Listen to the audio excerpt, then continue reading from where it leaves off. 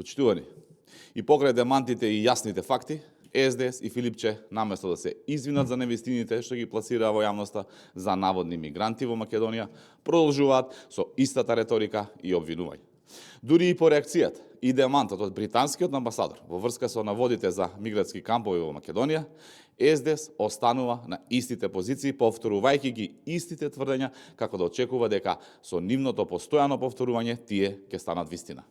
Во меѓувреме, од СДС се обидуваат да ги убедат граѓаните дека никогаш не зборувале за мигрантски кампови, иако токму тие претходно тврдеа дека Македонија се претвора во голем мигрантски камп и црна точка на Европа. И за ова извинување нема.